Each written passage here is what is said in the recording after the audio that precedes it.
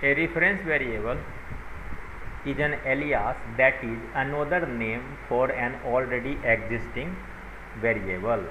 तो क्या कह रहा, पहले से अवेलेबल जो वेरिएबल है उसका एक नया नाम क्या कहलाता है, एलियास कहलाता है, या उसी को रेफरेंस भी हम कहते हैं.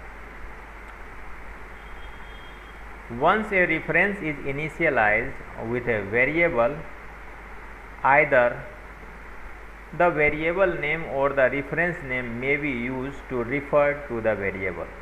या तो वेरिएबल का नाम या फिर रेफरेंस का नाम यूज किया जा सकता है उस वेरिएबल को रिफ़र करने, कनेक्ट करने के लिए हम यूज़ कर सकते हैं.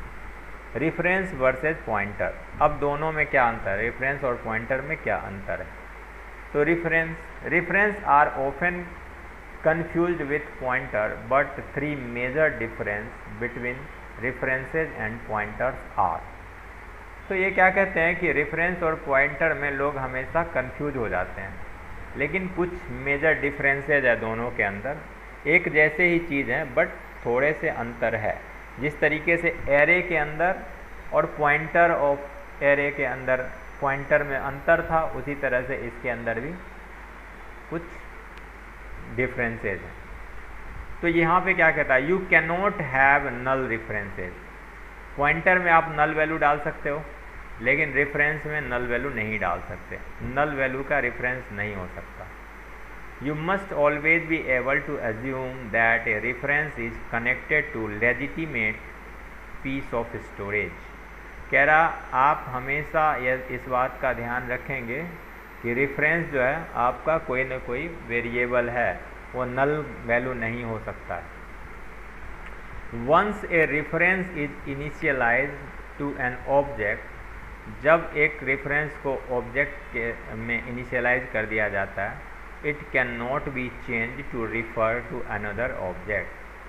तो फिर उसको किसी दूसरे ऑब्जेक्ट में को रिफ़र करने के लिए दोबारा चेंज नहीं किया जा सकता. बट पॉइंटर में ऐसा पॉसिबल है. Pointer can be pointed to another object at any time. Pointer को हम दूसरे को पॉइंट करा सकते हैं, लेकिन रेफरेंस को पॉइंट नहीं करा सकते. A reference must be initialize when it is created. तो क्या कह रहा है, रेफरेंस को जब भी आप बनाएंगे तो इसको इनिशियलाइज करना पड़ेगा. जब भी आप बनाएंगे तो विथ इनिशियलाइजेशन के साथ बनाएं. Pointers can be initialize at any time. जब आप रेफरेंस बनाते हैं तो वो क्या होता है, जिस टाइम बनाते हैं उसी टाइम इसको क्या करना पड़ता है, इनिशियलाइज करना पड़ता है. बट पॉइंटर क्या है, पॉइंटर को बाद में भी आप इनिशियलाइज कर सकते हैं, बना पहले सकते हैं. तो क्रिएटिंग रेफरेंस इन C++. अब यहाँ पे देखिए C++ का रेफरेंस हम कैसे बना रहे हैं. तो हम यहाँ पे क्या कर रहे हैं, think of a variable name as a level attach to the variable's location in memory. मान लो कि एक वेरिएबल का नाम है और एक लेवल अटैच है मेमोरी लोकेशन में. You can think of a reference as a second level attach to that memory location. आप ऐसा समझ सकते हैं कि उसी मेमोरी लोकेशन को एक नया लेवल दे दिया गया. ठीक है, एक नया लेवल अटैच कर दिया गया. Therefore, you can access the content of the variable through either the original variable name or the reference. या तो आप ओरिजिनल वेरिएबल नाम के साथ उसको रीड कर सकते हैं या फिर रेफरेंस के थ्रू रीड कर सकते हैं. For example, suppose we have the following example. हमारे पास कुछ एग्जाम्पल है, जैसे इंट i = 17. तो यहाँ पे एक मेमोरी वेरिएबल को डिक्लेयर किया जा रहा है. We can declare reference variable for i as follows. हम i के वैल्यू को दूसरे वेरिएबल में हम क्या कर सकते हैं, रिफ़र कर सकते हैं. तो यहाँ पे हम लिखेंगे इंट और एम्परसेंड का साइन और फिर r = i. तो i की वैल्यू कहाँ कहाँ मिलेगा, i की वैल्यू मिलेगा ये 17 आपको i में भी मिल जाएगा और 17 आपको r में भी मिल जाएगा. हो गया रिफ़र. यहाँ पे रेफरेंस में क्या होता है कि हमेशा आपको वैल्यू देना पड़ता है, और यहाँ पे डिफिनीशन में आपको वैल्यू देने की ज़रूरत नहीं पड़ती है. ठीक है. तो read and in this declaration as reference. तो यहाँ पे जो एम्परसेंड है ना, एम्परसेंड, इसको रेफरेंस माना जाए, इसको रेफरेंस कहा जाएगा। Thus read the first declaration as R is an integer reference initialized to I। ये क्या है, R नाम का एक रेफरेंस बनाया जा रहा है जो जिसके वैल्यू में क्या होगा, I होगा, मतलब 17 होगा। And read the second declaration as S is a double reference initialized to D। तो मान लो कि अगर आपने कोई R के भी D बना दिए, रेफरेंस बना दिए दूसरा, तो उसको डबल रेफरेंस कहा जाएगा। Following example make use of references on int and double. तो यहाँ पे हम आते हैं, रेफरेंस बनाते हैं इसका। तो मैं लिखता हूँ इंट I और इंट D, डबल D।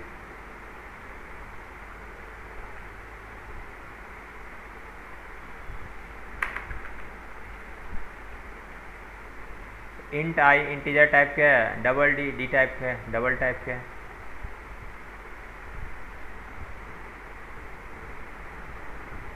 ठीक है, अब हम यहाँ पे रेफरेंस क्रिएट करते हैं R और S, दो रेफरेंस बना दिए।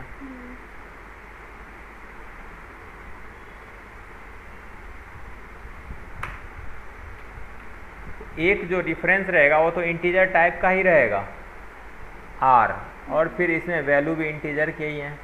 लेकिन दूसरा जो रेफरेंस S है वो है आपका डबल टाइप का, ठीक है, लेकिन इसके अंदर वैल्यू D का है, मतलब दोनों सेम चीज़ है, एक डबल टाइप का और एक इंटीजर टाइप का रेफरेंस है दोनों। अब आते हैं I में हम स्टोर करते हैं वैल्यू 5 और D में करते हैं 11। तो हम I की वैल्यू को देखेंगे और R की वैल्यू को देखेंगे, D की वैल्यू को देखेंगे और S की वैल्यू को देखेंगे। सब में वैल्यू हमें क्या मिलेगा, सेम ही मिलेगा। तो यहाँ पे आ जाते हैं इसको,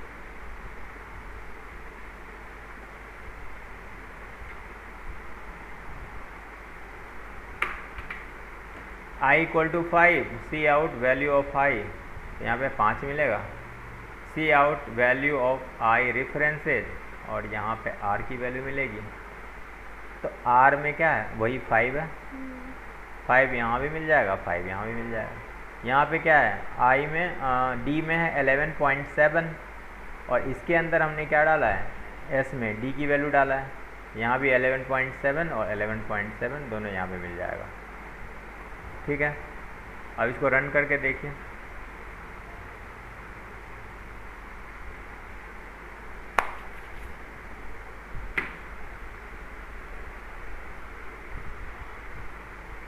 तो value of I is 5, value of I reference 5, value of D is 11 और value of D reference is 11 है। तो सबके सब बराबर मिल गए। ठीक है, अच्छा अब आते हैं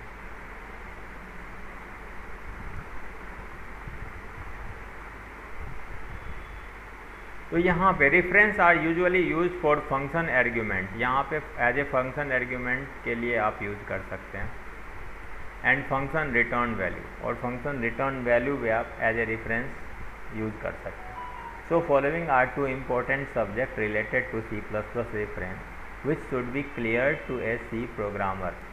C++ प्रोग्रामर को ये चीज़ पता होना चाहिए। क्या, रेफरेंस एज पैरामीटर।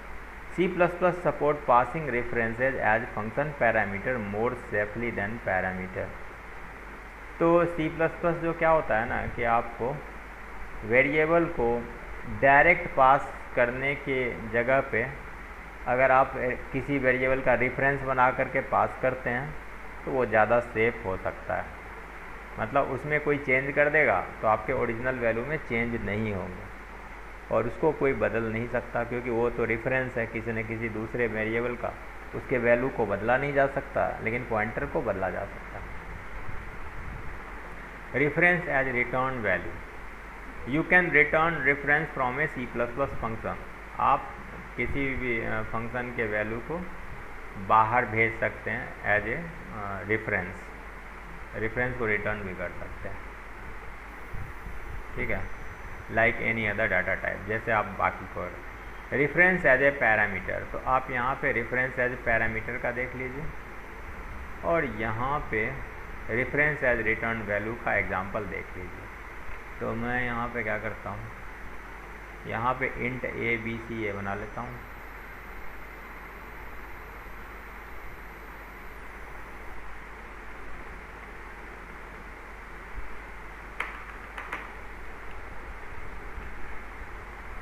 ए की वैल्यू 100, बी की वैल्यू 200। अब यहाँ पे एक स्वैप फंक्शन है, स्वैप मांग रहा ए और बी, दो वैल्यू मांग रहा है। तो बिफोर स्वैप वैल्यू ए का क्या है 100 और 200, आफ्टर स्वैप वैल्यू मिलेगा क्या 200 और 100, ये मिलेगा। तो आप एक स्वैप नाम के एक फंक्शन को यहाँ से बनाइए।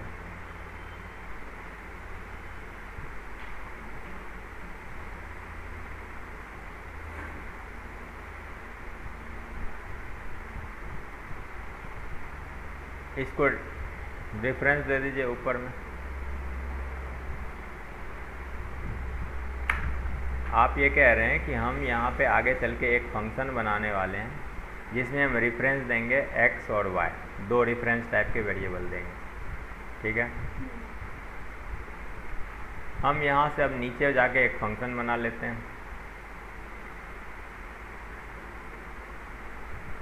नीचे यहाँ रिटर्न के बाद एक फंक्शन बना लिया।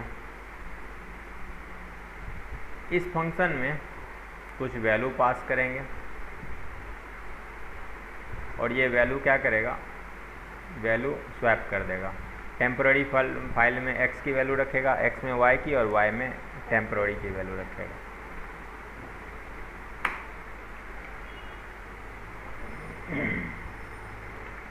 ठीक है। तो अब यहाँ पे देखिए हमने पैरामीटर एज ए क्या भेजा, ये है रेफरेंस टाइप के पैरामीटर, ठीक है। अब यहाँ पे हम ए और बी को भेज करके देखते हैं काम करता है नहीं करता। F11 तो 100, 200 और 200 और 100 कर दिया इसमें, रेफरेंस इसने काम कर लिया, ठीक है। ये गया मेंबर में, यहाँ पे रेफरेंस गया और रेफरेंस ये चेंज हो गया। चेंज होने के बाद यहाँ पे आपको चेंज हुआ हुआ वैल्यू मिलेगा। अच्छा, अब आते हैं नेक्स्ट है रेफरेंस एज रिटर्न वैल्यू। आप रेफरेंस को एज ए रिटर्न वैल्यू के फॉर्म में भी रिटर्न कर सकते हैं। कैसे? ए C++ program can made easier to read and maintain by using reference rather than pointer. A C++ function can return a reference in a similar way as it return a pointer. उसी तरीके से return करता जैसे pointer को किया जाता है। When a function return a reference, it return an implicit pointer. जब कोई पॉइंटर आपको रेफरेंस रिटर्न करता है, ये रिटर्न करता implicit pointer to return value. ये पॉइंटर रिटर्न करता है टू इट्स किसको, रिटर्न वैल्यू में एक पॉइंटर भेज देता है। This way a function can be used on the left side of an assignment statement. तो फंक्शन को असाइनमेंट स्टेटमेंट के लेफ्ट साइड में भी यूज किया जा सकता है। For example, consider the following example.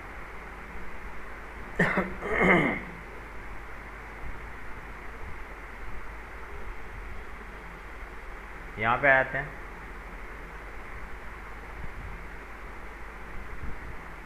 एक यहाँ पे डबल वैल्यू ले लेते हैं, ये ग्लोबल वेरिएबल है, ठीक है।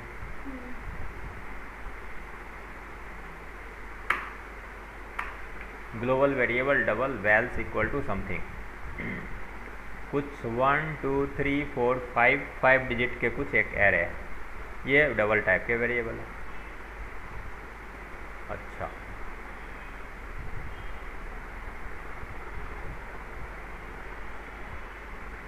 और ये आपको रिटर्न क्या देगा, डबल एम्परसेंड। ये आपको रिटर्न देगा डबल रेफरेंस टाइप का वैल्यू आपको देगा। और सेट वैल्यूज नाम का एक फंक्शन है, और ये मांगता है आप इसको वैल्यू, और रिटर्न में वैल्स दे देगा आपको। तो यहाँ पे डबल टाइप का इसका रेफरेंस आ जाएगा, ठीक है। तो यहाँ पे हम चला लेते हैं इसको।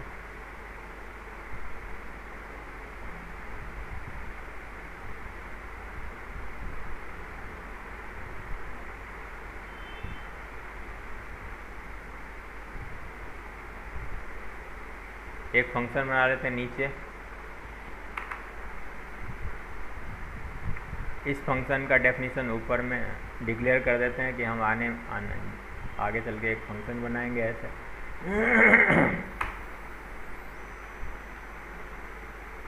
ये इंटीजर टाइप का वैल्यू लेगा एक, और बदले में आपको डबल टाइप के एक रेफरेंस रिटर्न कर देगा, ठीक है। अब मेन में जाएंगे।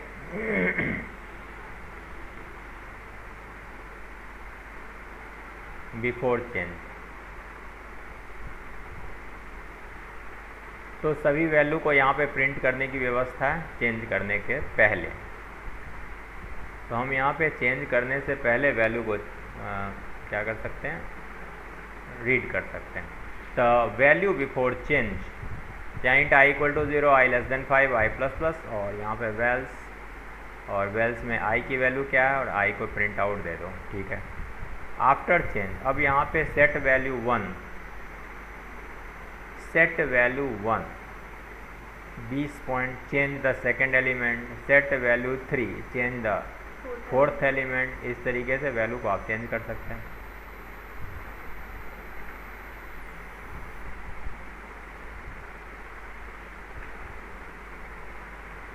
ये रहा, ये सेट वैल्यू नाम का एक फंक्शन है, और ये मांग क्या रहा है, मांग रहा है आपसे एक इंटीजर पैरामीटर जाएगा। ये रहा सेट वैल्यू। सेट वैल्यू में इंटीजर कौन सा है आप जो है इसमें पैरामीटर पास करना चाह रहे हैं, तो 1 पास करो, 3 पास करो, और ये क्या कर देगा, रिटर्न कर देगा आपको एक डबल टाइप का रेफरेंस। इस वो जो आपका पॉइंटर वो था एरे का, उसमें चेंज करके आपको वापस कर देगा। एकदम बहुत ही एकदम आसानी से इसको बनाया गया चेंज करने के लिए। तो सेट वैल्यू में इंट आई के चला गया, ये आई की वैल्यू को हमने रिटर्न करके वापस कर दिया, और वापस करने के बाद अब हम इसको प्रिंट दोबारा लेंगे। तो यहाँ पे आ जाइए, फिर से प्रिंट लीजिए, तो आपको प्रिंट में चेंज मिलेगा।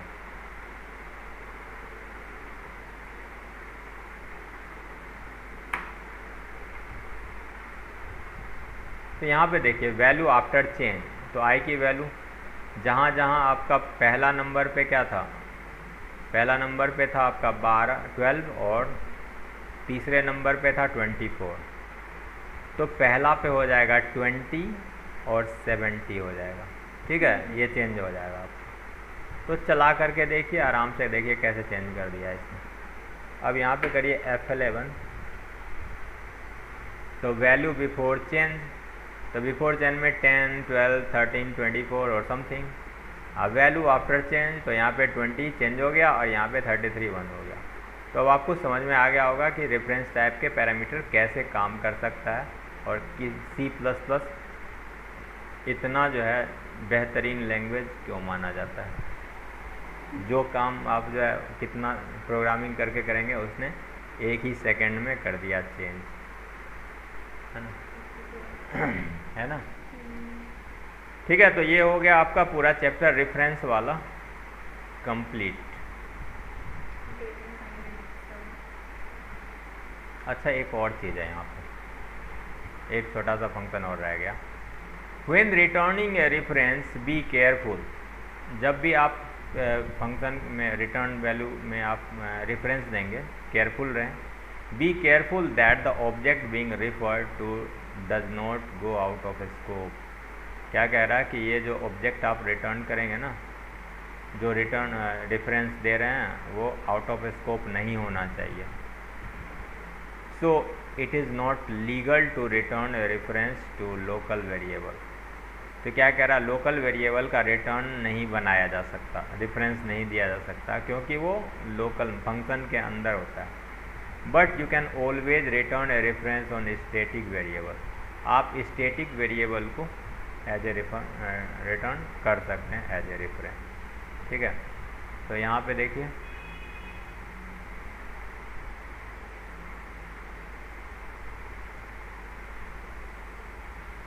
एक फंक्शन और बना लीजिए नीचे। तो ये हमें एक फंक्शन क्या करेगा, हम q नाम का एक वैल्यू है और ये स्टैटिक इंट x और रिटर्न कर देगा हमें x, ठीक है। तो कंपाइल, अगर आपने इसको q को रिटर्न कर दिया, देखो अगर आपने गलती से q को रिटर्न कर दिया, क्योंकि ये रिटर्न टाइप क्या है, रेफरेंस है, तो आपको कंपाइल टाइम एरर देगा। देखो यहाँ पे रन करके देखते हैं, देखो दे दिया कंपाइल टाइम एरर। क्या reference to the local variable q return, ऐसा नहीं किया जा सकता, हालांकि चल गया वार्निंग दे करके। लेकिन अगर आपने x नाम के वेरिएबल को रिटर्न किया, स्टैटिक है ये, तो इसलिए इसको रिटर्न कर सकते हैं। तो यहाँ पे F11 करके देखिए, अब यहाँ पे आपको कोई भी एरर नहीं देगा, ठीक है। तो ये है, हम इस फंक्शन को कॉल कर लेते हैं। तो static int x equal to 500 दे देते हैं, हम इसको कॉल करेंगे तो हमें क्या मिलेगा, एक x नाम की वैल्यू मिलेगा। तो यहाँ पे लिखेंगे सी आउट, यहाँ पे लिखेंगे फन, FUNC फन, हाँ फन, इसमें पास कर देंगे कोई भी नहीं, कोई भी वैल्यू पास करने की ज़रूरत नहीं है, हम यहाँ पे एंड लाइन कर देते हैं। तो आपको यहाँ पे बदले में मिलेगा 500, क्योंकि ये स्टैटिक वेरिएबल है। तो यहाँ से करिए F11, तो देखिए अच्छा, तो कोई बात नहीं, यहाँ से हम डिक्लेयर कर देते हैं इस फंक्शन को, यहाँ से कॉपी करिए, आज शुरुआत में एक लाइन में लिख दीजिए कि हम यहाँ पे आगे एक फंक्शन बनाने वाले हैं, ऐसे, ठीक है। अब करिए F11, तो 500 वैल्यू मिल रहा है, यस एग्जैक्टली मिल रहा है, ठीक है। तो रेफरेंस आपको समझ में आ गया होगा, ठीक है, ये क्या होता है। तो अगले चैप्टर में है डेट एंड टाइम फंक्शन, ठीक है, और यहाँ तक आते आते आपका फिर थोड़ा छोटा हो जाएगा, क्लास ऑब्जेक्ट में जाएंगे, ठीक है। तो बंद करते हैं, आपके क्लास को समझ में आ गया अपेक्षा? थोड़ी प्रैक्टिस लगेगी सर।